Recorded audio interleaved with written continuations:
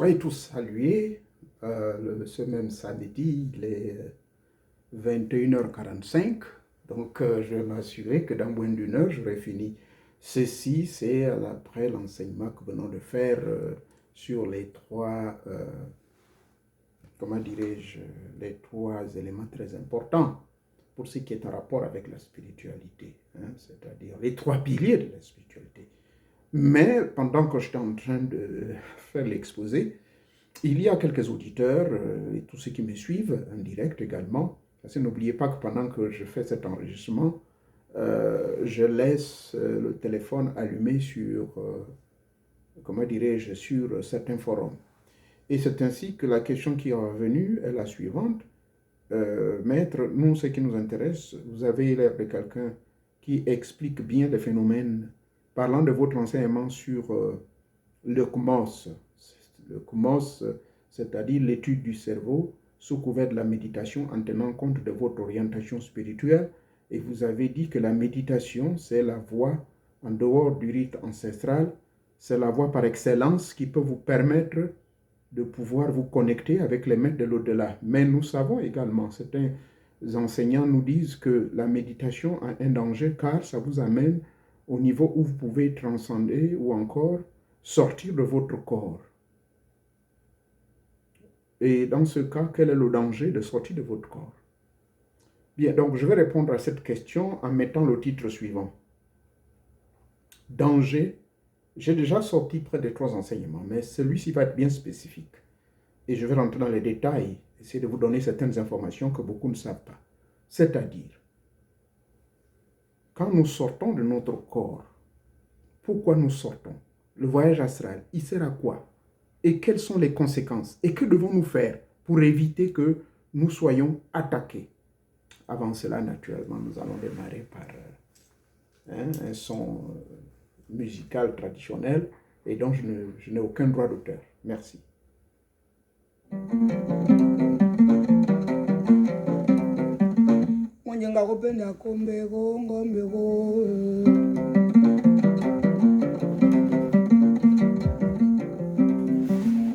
Mama kopenda kumene ntoko kuma kopendekeko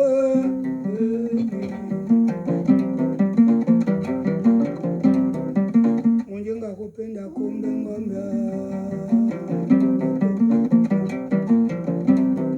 Yimundu mama kopenda kumbe ntoko kuma Munjenga kopenda kumbe ntoko kuma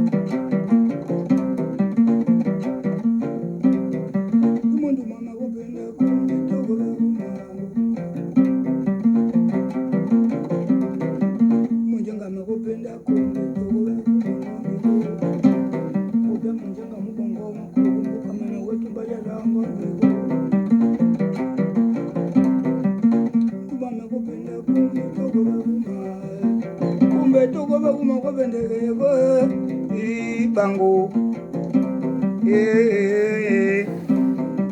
mundu mama kopenda kumbe ngombi, munjenga makopenda kumbe toko bakuma kona ngombi kumbe toko bakuma bango.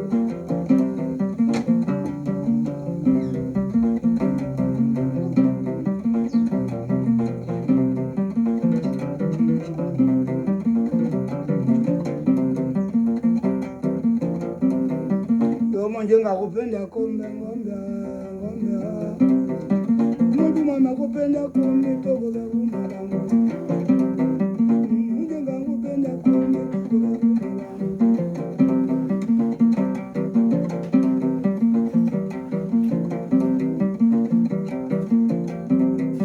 abona ngombe kombe tokoza kumalango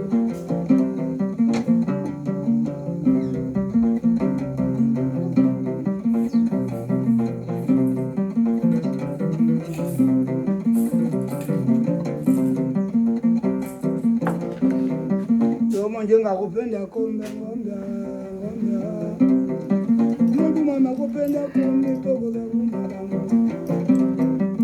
njengakupenda kombe tokoza kumalango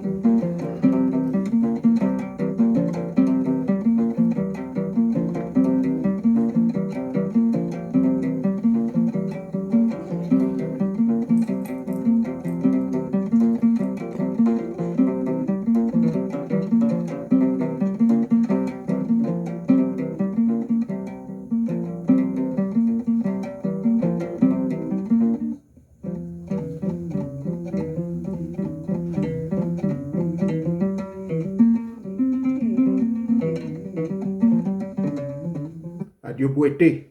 Passez, passez.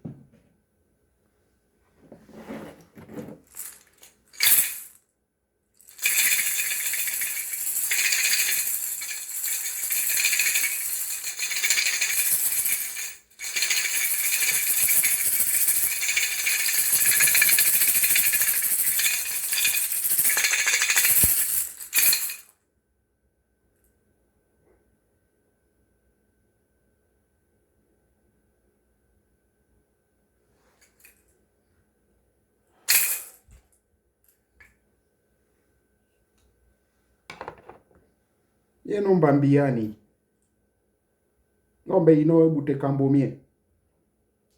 Biebe tuaza mie bo. Haba kili ninse. Haba kili nirira nyambie. Ndaye ezele nipakilia. Ere kenake. Kenake. Do awana ute mia. Ire lombe ire bengunu. Do ino ebe bengunu mie bono mere jingina dugo akoko. Na le jingine ga koko ni banja. Awana ute mia. Onyezani mie. Onemba wabi.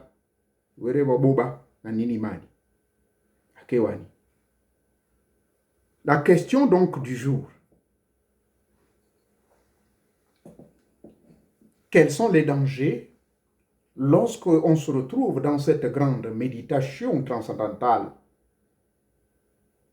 J'en parle et je l'ai expliqué dans plusieurs vidéos ici. Que la méditation transcendantale, pour qu'elle soit d'abord, pour qu'elle soit bien maîtrisée et que vous n'ayez pas trop de dégâts, mais cela ne veut pas dire que vous n'allez pas être bousculé. Mais c'est cette partie où vous devez être bousculé pour éviter cela que devez-vous faire. Mais faut-il que je le rappelle? La méditation transcendantale. Avant de passer à la méditation transcendantale, je vous avais dit qu'il y a 3 choses qu'il faut faire. Exercez-vous d'abord. Et de comprendre que la méditation transcendantale, en tout cas qu'elle soit transcendantale ou méditative, ou simplement une méditation méditative, qui vous permet par le phénomène de connexion avec les forces extérieures, parce que c'est une ouverture de votre champ de conscience individuel avec le champ de conscience universel. Or, la peuplade du champ de conscience universel, on en viendra tout à l'heure. Car cette peuplade universelle, pour ne pas dire tous les mondes ultra, pour ne pas dire paraphysiques, paranormaux, métaphysiques, ces plans-là sont nombreux. Donc, au niveau de notre galaxie, dont la Terre fait partie, je ne parlerai pas des autres galaxies qui sont composées des planètes que nous ne connaissons pas. Mais je veux parler de notre propre galaxie dont la Terre fait partie. Des 12 planètes. D'accord? Je ne vais pas citer les noms de tous ces génies-là. Je vais citer seulement les noms de quelques génies qui se trouvent au niveau de la planète Terre. Mais je ne parlerai pas de ceux de Mars. où se trouvent ce qu'on appelle les daimons, D-A-I-M-O-S, qui n'a rien à voir avec diamond en anglais qui veut dire démon. Ici, daimon, ce sont des grandes, c'est des entités qu'on peut appeler dans un langage purement religieux des archanges, mais qui sont capables de maîtriser le bien et le mal. D'accord? On aura le temps. Alors, ce qu'il faut retenir, c'est que pour sortir de notre corps, on ne le fait pas pour le plaisir. Je vous fais mon témoignage que lorsque j'étais tout jeune, dans mes premières expériences, je sortais pour aller visiter certaines personnes. Mais ce n'est pas cela le but. Ce n'est pas cela le but. Stop it. Pardonnez-moi de la distraction. Stop it. You gonna go to the cage?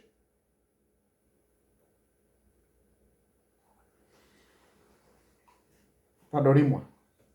Alors, donc, disais-je, le but de la sortie astrale, ce n'est pas simplement une aventure quelconque que vous allez faire pour vous rendre, je ne sais où, pour pouvoir aller, je ne sais pas, simplement chercher à aller manger les gens, hein, comme on dit, sortir en vampire, pour faire du mal aux gens, ou de vous retrouver coincé sur les toits des gens, comme on a vu certains cas, où les gens se sont retrouvés coincés. Ce n'est pas cela l'objectif.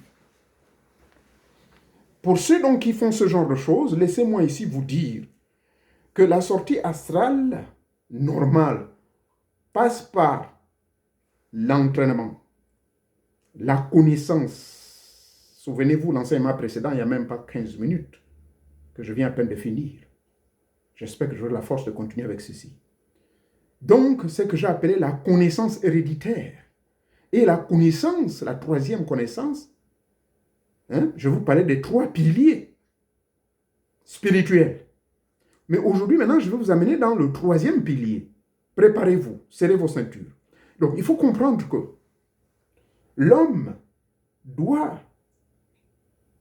ça dépend des écoles. Moi, les écoles que j'ai fréquentées, tibétaines, indiennes, occidentales, américaines, françaises, et quand je parle de françaises, je reconnais ici les enseignements que j'ai bénéficiés de Pierre Manoury, les enseignements que j'ai bénéficiés de Bernard Frayon, les enseignements que j'ai bénéficiés de Bernard Lancelot pendant près de 5-6 ans, les enseignements que j'ai bénéficiés de France Bardon, qui n'est pas français, allemand de son état, de Madame Elena Petrovna Blavatsky, de Rasputin, de Bailey, appartenant à toutes ces différentes loges universelles blanches, tout cela, je suis reconnaissant. Sans oublier mon cher aîné, et je dirais père, qui m'a le plus influencé, M. Vincent Derkaoui.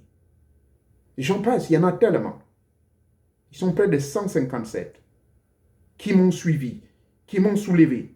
Et je ne vais pas vous citer les maîtres qui sont dans le monde invisible. Ils sont plus de 1600. Et au niveau du Gabon, ils sont 47. Jusqu'à ce jour, ils sont là, ici et maintenant. Bien, donc pour arriver à cette véritable grande connaissance de la maîtrise de ces connaissances universelles, il faut passer par une formation de 3 corps. Il y a d'abord le corps physique. Le corps physique. Ensuite, il y a le corps. Et après, il y a le corps physique, le corps astral et le corps mental. Voilà 3 corps principaux. Il n'y a pas que ces 3-là. Hein? Il y a 4 autres corps. Entre autres, corps éthérique, solaire, bouddhique, atmique, corps de lumière et autres, corps divin. Mais ici, ce sont les 3 corps principaux qui sont liés dans votre fonctionnalité au quotidien. Et quand vous parlez de ces 3 corps, c'est par rapport, n'est-ce pas, à la formation qui vont permettre votre divin d'être très fort. Donc, au niveau du corps physique, qu'est-ce qu'on recommande de faire? En dehors des exercices physiques dont je vous ai toujours parlé, je pratique le Qigong, je pratique le yoga, je pratique les arts martiaux, je pratique le Reiki, je pratique le Tai Chi Chuan, le Xingtang. Toutes ces différentes techniques que je vous cite là.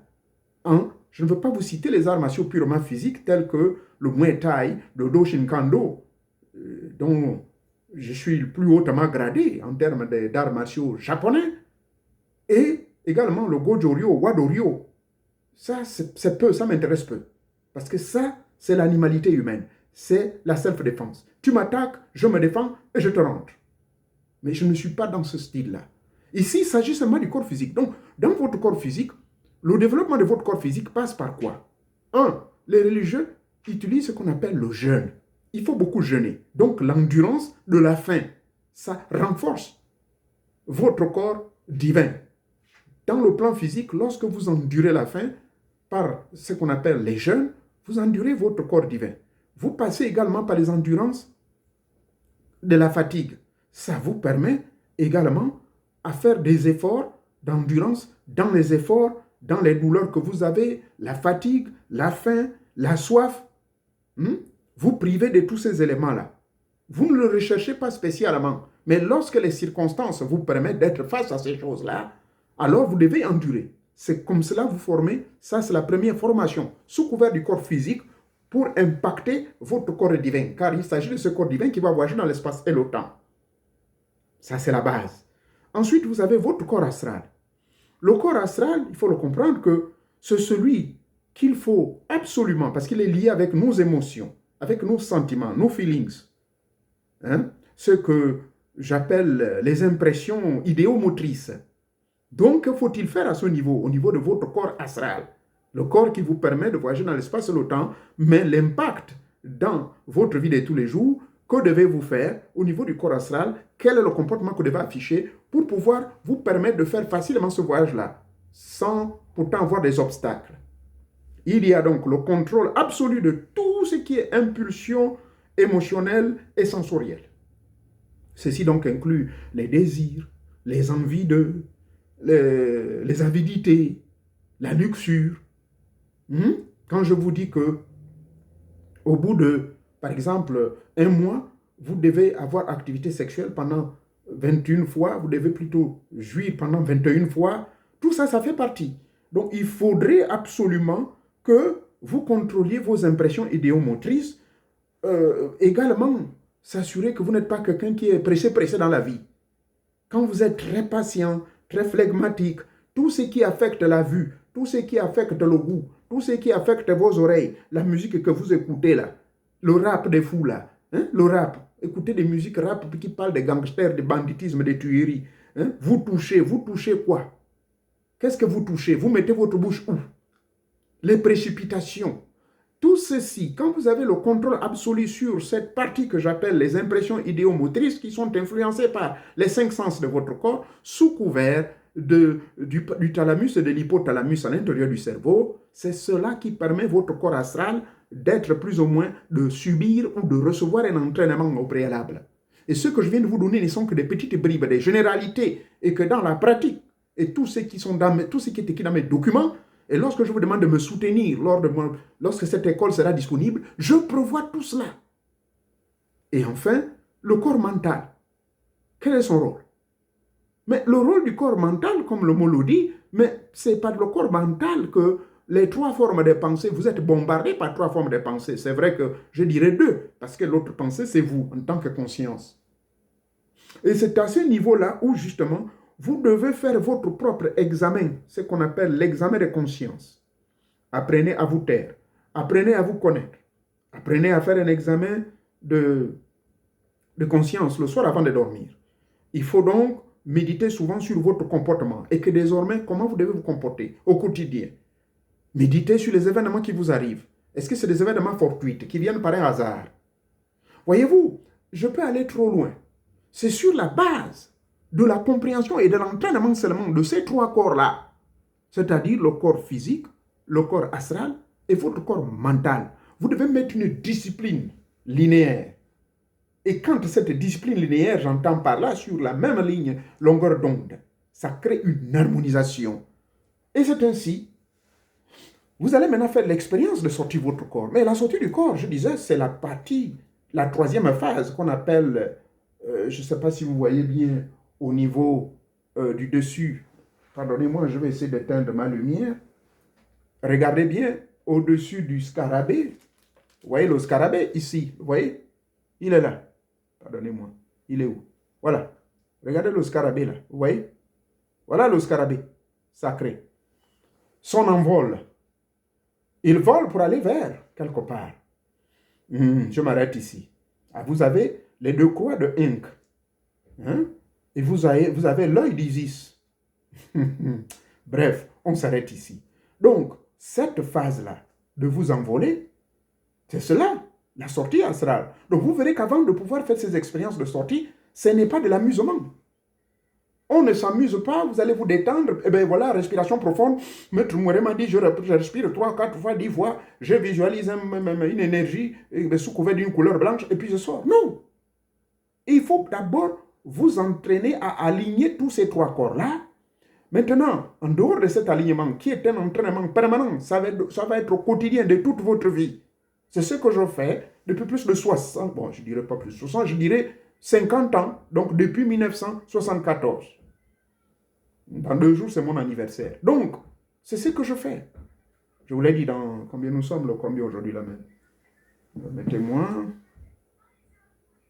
Nous sommes le 1er, samedi le 1er. Donc, dans 5 jours, ce sera mon anniversaire. Et c'est ça, l'anniversaire de l'âge, l'année à laquelle je suis né, et de c'est le 14 plutôt, le 14 juin. Donc, du 14 juin 1974 au 14 juin 2024, ça fera 50 ans que je fais ces choses-ci. Je développe mon corps physique, je développe mon corps astral, je développe mon corps mental. Mais l'objectif n'est pas de sortir de votre corps. L'objectif, c'est recevoir un entraînement pour permettre à votre conscience divine d'être éveillée. Mais l'éveil de cette conscience divine passe par 3 P. Il y a la préparation. Il y a la purification. Je peux revenir dessus. Je vous parle de la notion de 3 P. Les 3 P, le commence, le prêt. Tout cela, ce sont des concepts que j'ai mis en place qui sont déjà scellés et écrits. D'accord? C'est cela. Même dans le Bouété, dans le Djobi, dans n'importe quel milieu mystico-spirituel, société secrète, initiatique, maçonnique, rosicrucienne à Morque, on passe par ces 3 P-là. Mais avant d'arriver au 3e P, qui est le P, voilà, le voilà. Ce P-là, ce P-ci, le voilà, vous regardez bien. L'envol du scarabée, symbole de votre sortie maintenant pour aller vivre des expériences hors de votre corps physique. C'est le 3e P. Mais il ne se passe pas sans que vous ayez déjà maîtrisé les 2 autres P. Mais la maîtrise de 2 autres P, purification, pour ne pas dire préparation et purification, mais c'est à travers la maîtrise de vos 3 corps principaux sur les 7 corps que vous avez en vous, sur vos 7 chakras, pour vous permettre de voyager dans l'espace et le temps et d'atteindre et d'arriver jusqu'à la 6e dimension, en réalité 5e dimension. Alors, mais avant d'en arriver là, nous parlons de la connaissance, la maîtrise de la connaissance, la maîtrise des grandes connaissances transcendantales, mystérieuses de toute l'humanité. Allez-y, avec moi dans un voyage dans l'espace et le temps. Je vais vous amener donc à la découverte de la grande connaissance. Cette grande connaissance va donc nous amener à quelque chose. Qu'est-ce qui se passe? Voilà. Nous allons donc vivre. C'est une lumière que j'ajuste pour mieux voir. Je vais vous amener donc ici à la découverte de ce qu'on appelle... Ok, d'accord. Ok. C'est pas bon. C'est mieux. Je vais vous amener donc dans le monde de l'au-delà. Et de ce monde de l'au-delà qui est peuplé, je vous ai dit, il y a plusieurs peuplades. Il y a la peuplade des esprits, des entités, des grands maîtres invisibles, mais il y a également une peuplade des égrégores. Mais lesquels égrégores n'ont pas existé seulement aujourd'hui. Depuis la planète rouge, Mars, nous irons jusque dans l'Océanie, qui, il y a de cela près de 1 million d'années, que nos frères sont partis de Mars pour se retrouver dans le continent de l'Océanie. Allons-y. Alors, ici, je vous amène donc, je vous amène à Mu, plus de 1 million d'années avant Jésus-Christ. Et de Mu, on arrive dans l'Atlantide, jusqu'à au moins 10 000 ans, mais je dirais 20 000 ans. Et là, nous avons les traditions germaniques. Nous avons cette tradition germanique qui, à une date ignorée des comètes mortels, nous amène à peu près à 8 000 ans avant Jésus. Ensuite, nous partons vers la zone des écuries, les traditions celtiques et nordiques, les runes. Je vous amène donc vers l'Amérique du Nord. Je voulais dire l'Europe du Nord, ce qu'on appelle les magies nordiques, que j'ai maîtrisées et que j'ai étudiées. Par exemple, comment remplir votre corps des énergies telluriques. L'énergie tellurique, c'est l'ensemble de toutes les énergies qui sortent de la planète Terre. C'est M. Pierre Manoury qui m'a formé sur ça. Ça fait partie de la magie nordique, de l'Europe du Nord. Après, nous irons au Pays Basque, avant la conquête celtique plus romaine. Mais donc, tout ceci se passe en dessous de la période de l'Atlantide, nous amène donc vers la Thrace, et Cyclades et la Crète. Ceci se passe au XVIIIe siècle avant Jésus-Christ. Et ensuite, nous irons donc du côté des Indes, le voyage de Rama, du côté du nord de l'Inde.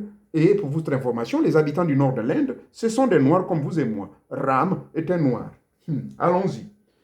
Mais nous trouvons des vieux fonds, n'est-ce pas, ésotériques et océaniens et asiatiques, et pré-bouddhiques, qui ont été amenés finalement dans le Tibet.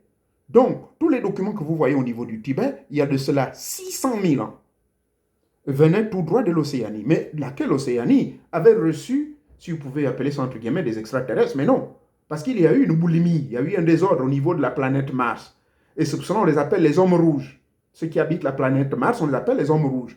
Et que, pour la plupart, quand il y a eu ce grand incident, où les Elohim commençaient à fabriquer des robots méchants, qui commençaient à brutaliser les gens n'importe comment, eh bien, Teta Mwanga s'est fâché, et ce dernier, donc, ils ont été chassés. Ça se passe il y a de cela 1 million d'années à l'époque de Mu, avant de venir vers l'Atlantide. Mais là, je ne rentre pas dans les détails, parce que sinon le temps ne nous permettra pas.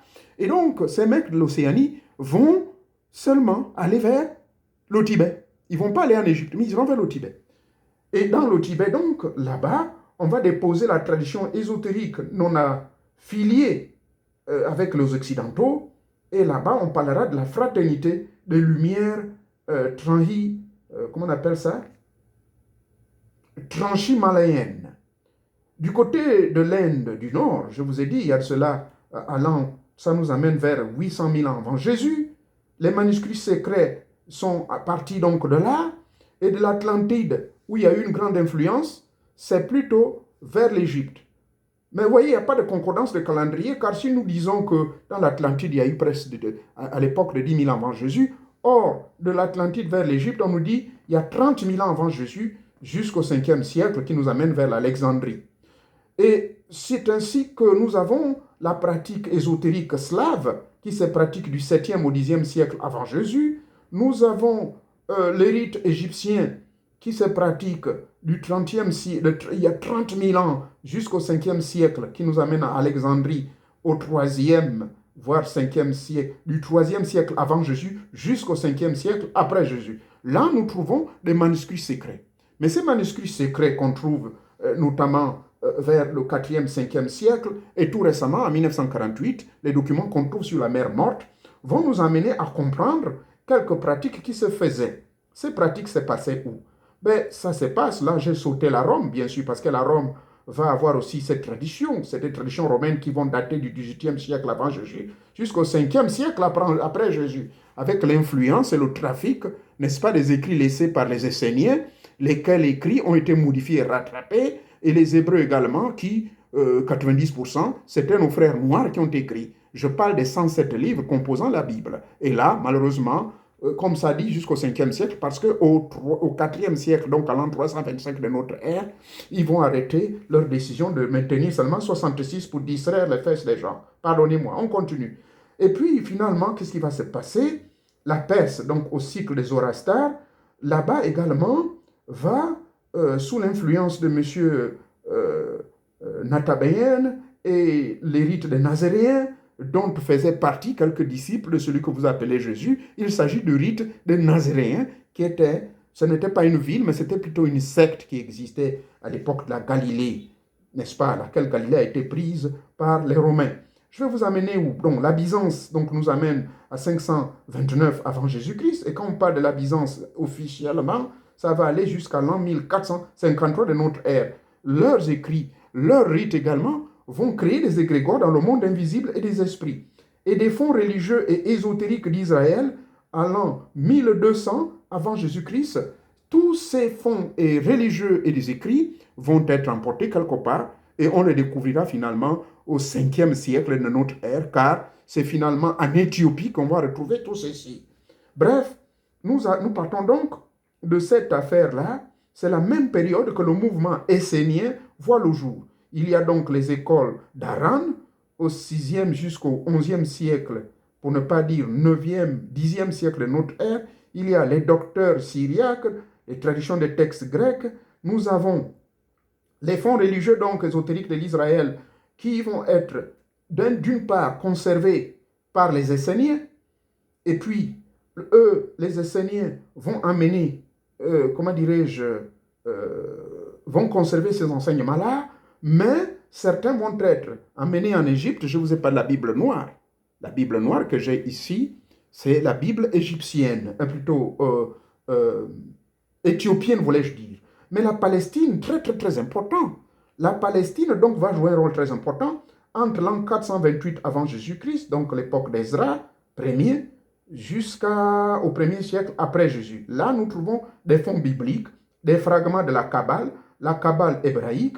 Après, il y aura une diaspora sous l'influence de l'école de Safed, précisément au 16e siècle de notre ère, mais tout ceci va se retrouver conservé en Allemagne, et M. Hitler va en parler dans l'un de ses exposés et de secrets, n'est-ce pas, où il va maîtriser en disant que lui, il est de la race élu et choisi. Bref, il s'est inspiré de ce document-là.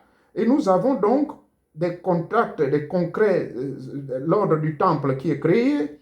Nous avons le comte de Saint-Germain, Alexandre de Cagliostro, n'est-ce pas, qui va voir le jour. En Espagne, il y a des écoles qu'on appelle des Gordou, les écoles d'exégèse juive, la gnose au 1er siècle de notre ère. Ceci part donc du 9e jusqu'au 2e siècle, voire 1er siècle de notre ère. Il y a les écoles de Florence, la Renaissance italienne du 15e, ainsi de suite, parlant de Fléton et quelqu'un qu'on appelait Fléine, et tout ceci. Et ainsi donc, en 1459, il y a l'hermétisme opératif, c'est-à-dire la Rose-Croix à Morque va finalement voir le jour, et un certain Giordano Bruno, n'est-ce pas, au XVIe siècle, ils ne sont pas très sûrs, mais je suis sûr parce que c'est vers 1527 que ceci va voir le jour, sous le nom de Vorkadomia.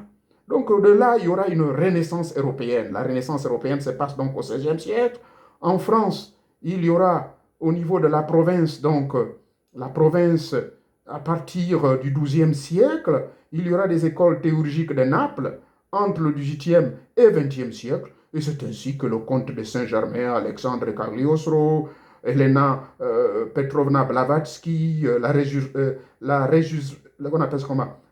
résurgence de la théosophie, n'est-ce pas, du 16e, du 14e siècle jusqu'à nos jours, les théories de la doctrine hermétique, Alice Bailey, les traditions herméticiennes, tout ceci pour vous dire que, avec ce que j'ai fait donc depuis il y a de cela 1 million d'années, c'est un document tibétain, bien sûr, que je détiens ici, que vous pouvez avoir accès également.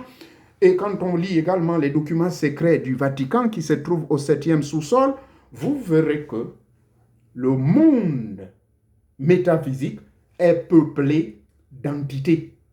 Toutes ces écoles qui voient le jour depuis il y a de cela 1 million d'années, en passant par le Tibet, 800 000 ans de cela, jusqu'au nord de l'Inde, en passant par l'Atlantide, 30 000 ans, et plus tard, le rite d'Isis et d'Osiris est instauré, au 12 000 ans de cela. Et après, l'homme, à l'époque du Néandertal, à l'Australopithèque, surtout au Néandertal, 10 000 ans plus tard, l'homme, enfin, a retrouvé sa conscience divine. Donc, parce que l'homme de 20 000 ans, il n'est pas encore homme véritable, il n'est qu'un homme animal. D'où ma description des 3 hommes, l'homme animal, l'homme humanimal et l'homme qui devient un être humain, d'où qui est rentré en possession de sa divinité car il est devenu conscient il y a de cela 10 000 ans. Donc, ceci pour vous dire quoi? J'ai amené cette documentation juste pour vous amener dans l'espace et le temps pour vous dire que lorsque vous sortez de votre corps, vous allez rencontrer toutes ces entités-là. Il y a des entités véritables car beaucoup se fondent sur leur tradition, sur la connaissance héréditaire. C'est ainsi que ces entités sont là. D'accord? Et aussi pour votre information, je ne vais pas seulement me contenter de vous amener dans cette description qui a paru un peu trop longue, mais en réalité, j'ai ce qu'on appelle summarize it, c'est-à-dire que je ne fais qu'un résumé. Car si je vous parle précisément des documents qui viennent de la planète Mars qu'on a retrouvés dans l'Océanie, mais l'Océanie, les gens avaient peur parce que ils n'arrivaient pas à voir le verbe, car sur la planète rouge, les gens n'utilisaient pas le verbe comme nous ici, ils avaient un autre langage. Et c'est ainsi que ceci a été transféré vers le Tibet. C'est le Tibet qui détient donc tous ces grands secrets qui datent, il y a cela près de 800 000 ans. Vous vous rendez compte que donc les documents du Tibet sont plus vieux que l'Égypte antique.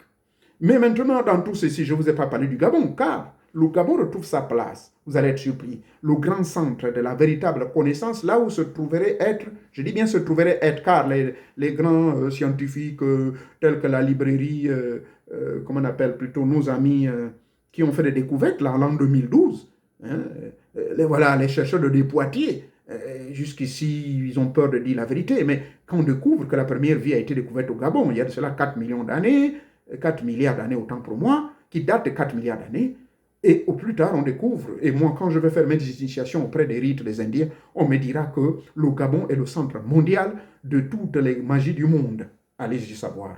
Et monsieur le commandant Cousteau, les gens pensent que c'est un mythe, mais c'est un franc-maçon. Monsieur Savorgnan de Brazza, il est un très grand franc-maçon. Je vous ai raconté son histoire, qui est une histoire vraie.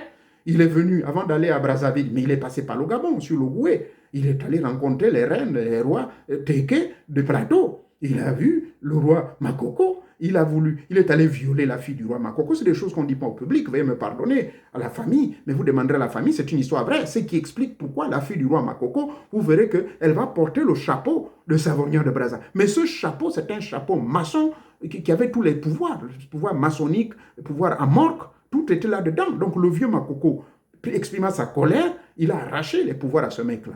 Allez-y savoir comment Savorgnan de Brazza est mort, bien qu'il est honoré et respecté au Congo, mais les véritables initiés connaissent l'histoire de ce monsieur-là. Bref, pour vous dire quoi? La sortie astrale, vous n'allez pas voyager n'importe comment sans avoir toutes ces connaissances qu'on appelle la maîtrise des connaissances véritables, mystico-spirituelles. Et puis comprendre aussi comment le monde là-bas, il est fonctionnel.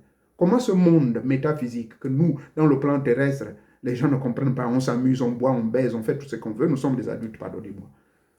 Vous avez suivi le voyage que j'ai fait depuis Mu jusqu'à notre 21e siècle.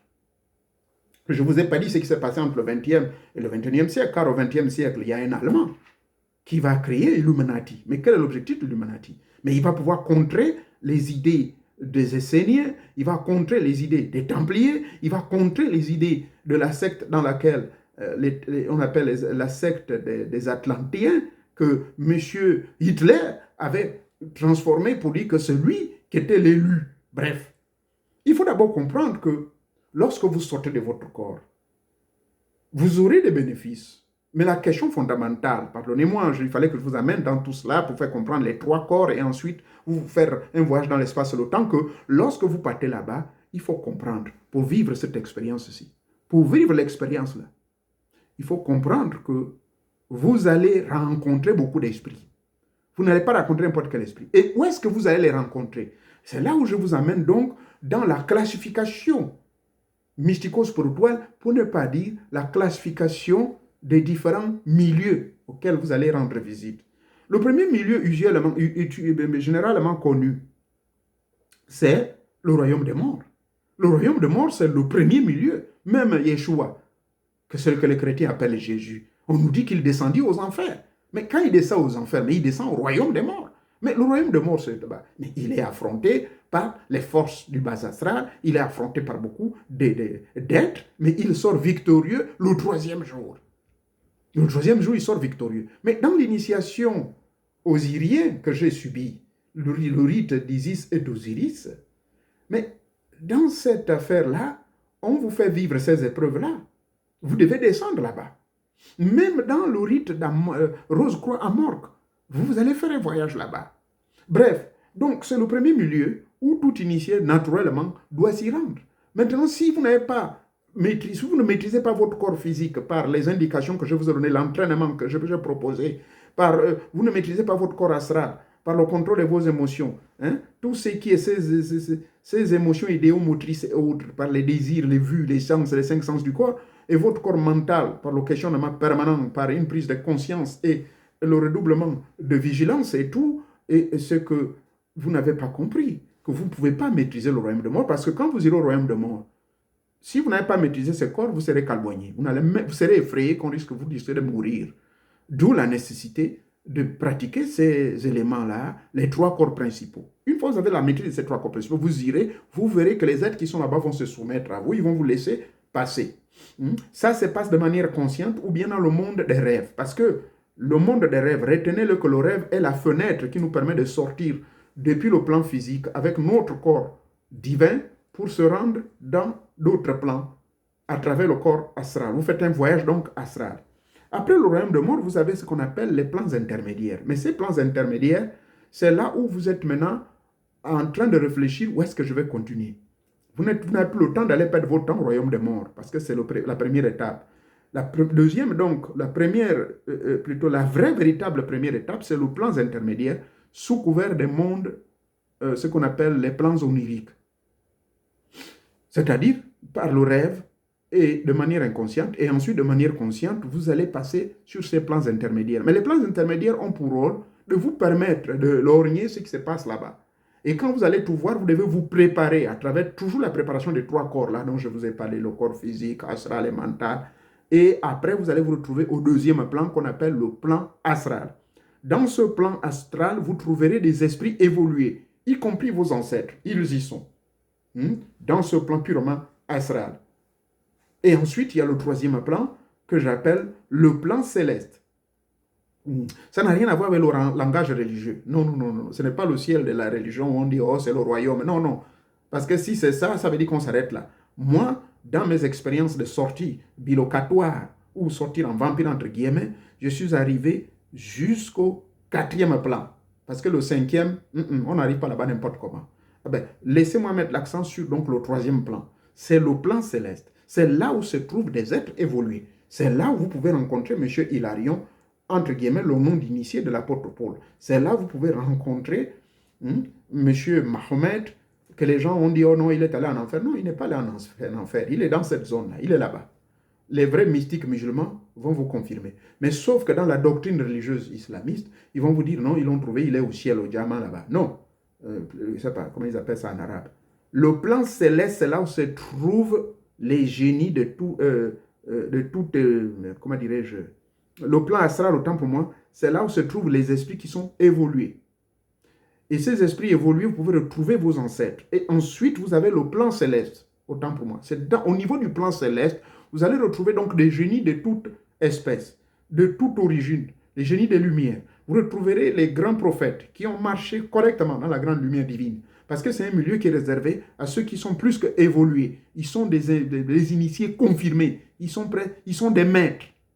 Mais ils n'ont pas encore atteint le super grade de maître, véritable maître. Car c'est au niveau des saints qu'on leur retrouve les grands maîtres invisibles que vous appelez, entre parenthèses, dans le plan religieux, les archanges. Donc, les génies les plus élevés qui ont atteint la plus haute dimension. Et à ce niveau, c'est le 4e rayon dont parle Mme Elise Bailey dans sa théosophie et Mme Lena Petrovna, qui ont bien développé ces choses-là. Et je crois, Franz Bardon en parle dans son initiation solaire. Donc, c'est à ce niveau des saints qui correspond au 4e rayon où vous allez retrouver les maîtres invisibles qui sont des êtres supérieurs, ce que vous pouvez appeler en guillemets donc les archanges, ceux qui siègent au conseil de Dieu. C'est là-bas. Et là, nous sommes à la 4e dimension. Maintenant, la 5e dimension, qui est la dimension finale, c'est là où vous arrivez au monde divin. C'est là où se trouve le grand esprit fondamental selon le langage religieux. Mais là, vous également, vous pouvez y arriver.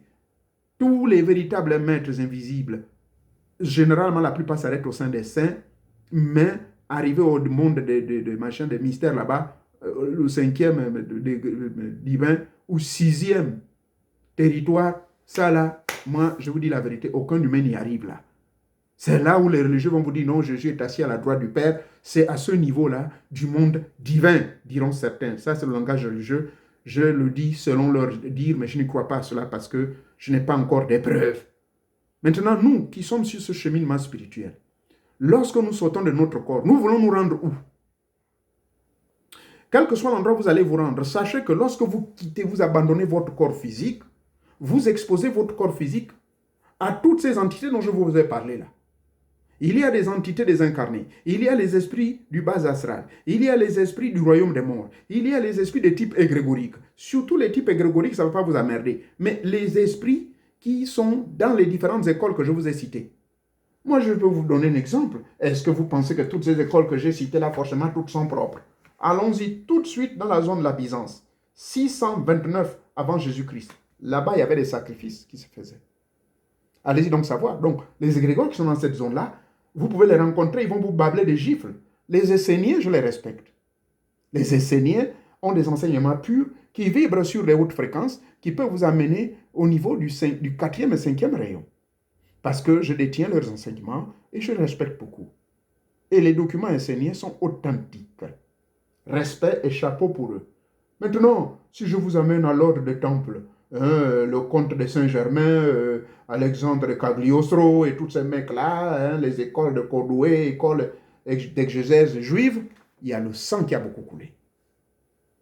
Donc, voyez-vous, vous sautez n'importe comment. Mais dans le monde invisible, je vous ai parlé de quoi? Le royaume des morts, le plan intermédiaire, le plan astral, le plan céleste et le monde divin. Maintenant, tous ces milieux-là sont peuplés par des égrégores, des esprits, des anges, des génies, des esprits non évolués. Il y a des voleurs, il y a des policiers mystiques, il y a des militaires mystiques. Maintenant, vous sortez de votre corps n'importe comment. Est-ce que vous savez où vous partez? Donc, vous comprendrez que pour faire ce vol-là, il faut d'abord avoir maîtrisé les 2 premiers P. Vous voyez, le scarabée, il vole, ça symbolise votre sortie du corps astral. Et quand vous avez donc maîtrisé cette sortie du corps astral, il peut arriver que vous ayez des incidents. Qu'est-ce que vous devez faire? Je vais vous donner 3 conseils. Le premier conseil, je l'ai déjà donné dans l'une des vidéos. Blindez votre lit avec du métal. Mettez tout autour de votre lit avec du métal. Ensuite, allumez 2 bougies divines. Ces 2 bougies divines doivent être allumées du côté est, c'est-à-dire vers se trouve votre tête. Très loin, à 3 mètres de votre tête, vous mettez les 2 bougies divines. Comme ça s'est passé lors de l'initiation d'Osiris, c'est-à-dire lorsque Isis et les enfants et les autres et la petite sœur ont ramené leur père à la vie. D'accord? Ça s'est passé comme cela. Il y avait 2 bougies divines au niveau de l'Est et au niveau de l'Ouest. Mais pour le cas d'espèce, je vous demande, mes entités me disent, mettez ça seulement du côté de la tête. D'accord? Parce que c'est de la tête où normalement la sortie se fait. C'est là où se trouve, rappelez-vous, entre le cœur et l'épiphyse, c'est là le siège de votre âme, donc de votre corps divin. Donc ça, premièrement, je donne maintenant qu'est-ce qu'il faut faire avant de partir pour éviter que vous soyez volé, pour éviter que vous soyez attaqué par tout ce que je viens de citer, je peux me répéter. L'objectif n'est pas de dépasser les 52 minutes. Alors, troisièmement, il faut donc aussi demander la présence des archanges des 4 éléments. Ces archanges des 4 éléments, vous connaissez certains. Avec leur autorisation, il y a Michael, mais ça ne se prononce pas Michael. Ça se prononce d'une autre manière. Allez-y lire les ouvrages de la Kabbale et le livre intitulé La lumière sur le royaume. Ils vont bien vous expliquer le nom. Il y a l'autre qui s'appelle Raphaël, mais ça ne se prononce pas Raphaël. L'autre s'appelle, je disais donc, il y a Gabriel, il y a Michael, il y a Raphaël, il y a Auriel. Ça ne se prononce pas comme ça. Il faut le prononcer selon la langue originale. Et vous allez sentir leur présence. Donc avant de sortir de votre corps, vous allumez les 2 bougies divines. Vous demanderez assistance des 4 archanges. D'accord? Vous allez demander les supplier. Il y a une prière spécifique. Et ça, je ne peux pas la partager au public. C'est au cours des séminaires, vous me contactez en privé, je peux vous dire. Et donc, voilà les 4 conditions. Métal autour du lit, demandez assistance des 4 archanges, des 4 éléments, allumez les 2 bougies divines, et ensuite, faites les respirations profondes, profondes et profondes, Passez d'abord au peigne fin en balançant, avant de passer, les mêmes règles qui s'appliquent pour la méditation transcendantale. Faites ce qu'on appelle la revue de toute la journée ou la rétrospective.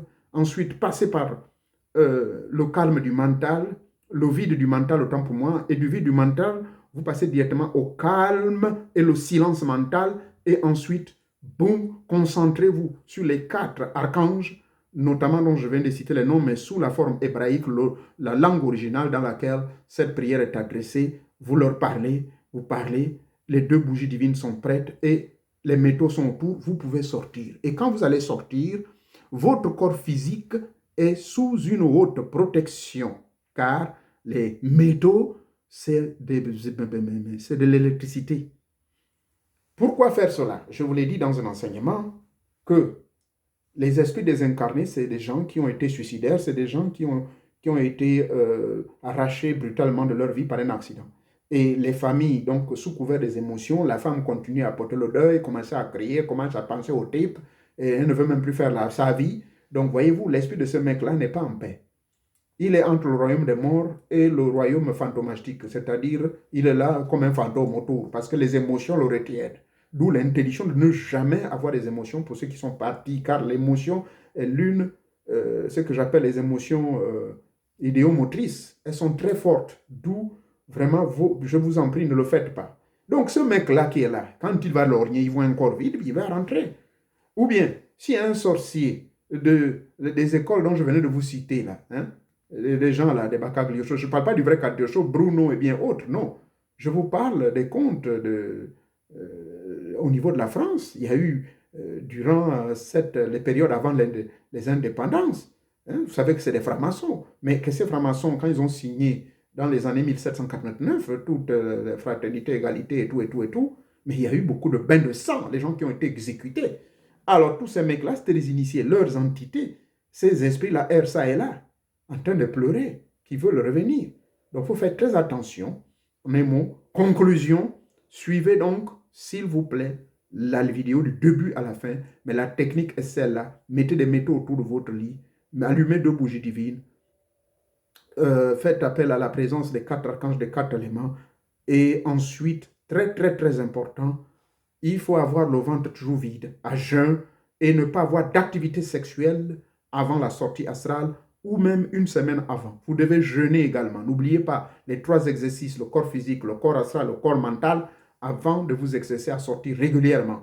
En un mot, vous pouvez avoir activité sexuelle quand vous savez que vous n'allez pas sortir astralement, car il est formellement interdit à cause de ce qu'on appelle les fréquences vibratoires, l'auto-vibratoire du milieu où vous allez. Retenez que je vous ai donné 5. Vous voulez aller au plan astral, il n'y a pas moyen d'aller là-bas parce que votre auto-vibratoire peut-être fonctionne sur les basses fréquences. Donc, vous faites très attention. Allez me suivre la vidéo intitulée « Quelle est l'échelle des ondes électromagnétiques par rapport à vos fréquences vibratoires ?» Merci beaucoup. Que Teta Mwanga vous bénisse. J'espère que cet enseignement va vous plaire. Et s'il y a des questions, rentrez dans mes forums, posez-les et je vous attends là-bas à partir de mercredi. Merci beaucoup. Je vais maintenant rentrer dans mon silence. Il me reste seulement 10 minutes avant 23 minuit. Merci encore. Que Teta Mwanga vous bénisse.